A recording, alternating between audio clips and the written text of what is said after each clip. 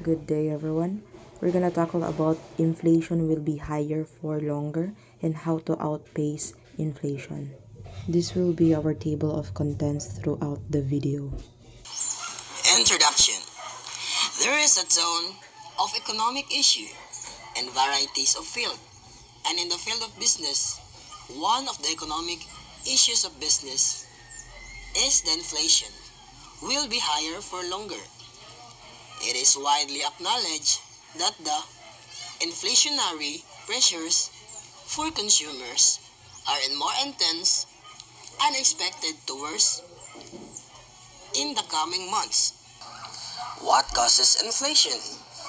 The long-standing of high inflation are the result of lax monetary policy. If the money supply grows too big proportion to the size of an economy, the value of the currency become less. In other words, its purchasing power falls and the prices rise.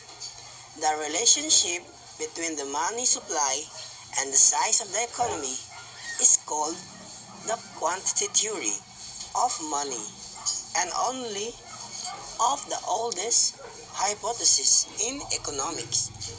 Supply shocks that disrupt production, such as natural disasters, or raise production costs, such as high oil prices, can reduce overall supply and lead to cost push inflation, in which the impelling force for price increase comes from a disruption to supply. So there is an example, the war of Ukraine. For instance, in the war of Ukraine, the energy prices react quickly, yet the food prices only see the full impact starting in the second half of 2022. A war in a certain place or countries, there will be a less supply and demand increase and prices are driven up because wars play a role in inflation.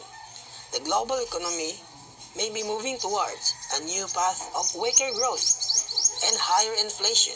So, because of this war, we know the poverty in this country and many people suffered because of the war. So, it relates our topic about inflation. The less supplies of product, so the demand will rise and it will be an inflation. Many products were damaged and lost. So, to maintain the high investment of the seller, they should raise the price.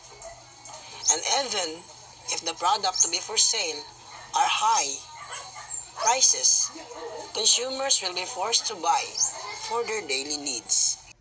Economic problem. A LC company invests $160,000 in a new production line company machine. How much must it receive each year? To recover the investment in 5 years. The real interest is 10% and the inflation rate is 4% per year.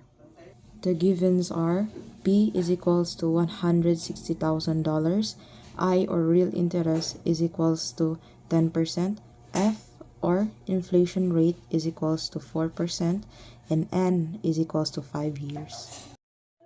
Required annual worth under capital recovery. But before proceeding to get the annual worth, we will get first the IF or the inflation adjusted. The formula on getting IF is I plus F plus IF, then substitute each, add IF and multiply IF. Then add both 0.14 plus 0.004 is equals to 0.144 or 14.4%. Here's the formula on getting annual worth. Then we substitute. After substituting, calculate each. So first, we calculate the numerator and denominator. Then we divide and times or multiply $160,000. And lastly, annual worth is equals to $47,054.22. The concept, principle, and technique. Cause and effect relationship. Why cause and effect is important to understand in business in order to make strategies by understanding the past circumstance that the business can make more informed decision in the future. Once the root cause is recognized, the business will be able to develop a business plan, strategy, and analysis to address the issue. Capital recovery.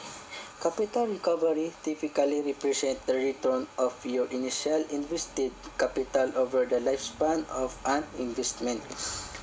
Ensure that the assets are generating revenue and providing value to the business.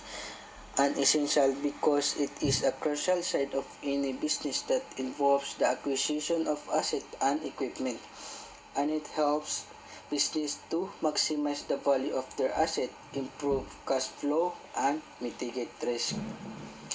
Ang capital recovery ay ang pagbawi ng kapital. Ito ay isang mahalagang bahagi ng anumang negosyo na nasasangkot ng pagkuha ng mga asset at tiyakin na ang mga asset ay nakakakuha ng kita at nagbibigay ng halaga sa negosyo. Annual worth. The annual cash flow equivalent to all expected cash inflow and outflows over the entire investment period. It is used to compare the similar investment projects that have uneven cash flows. Annual worth analysis is one of the most used analysis techniques for the evaluation of investment. The annual worth method is more suitable as it compares the alternatives based on one life cycle.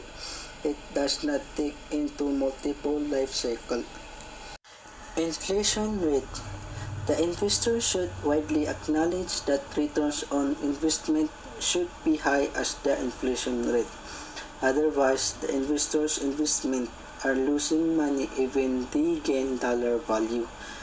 Same for the employees' salaries. If it keep pace with the increasing of prices of goods and services, otherwise a loss to their buying power.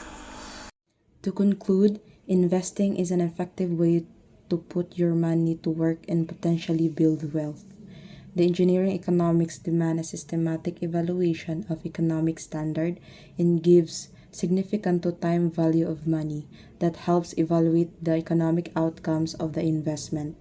And lastly, smart investing may allow your money to exceed or outpace inflation and increase in value.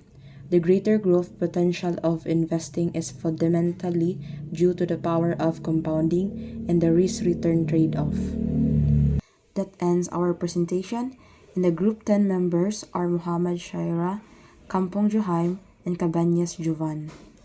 And thanks for watching.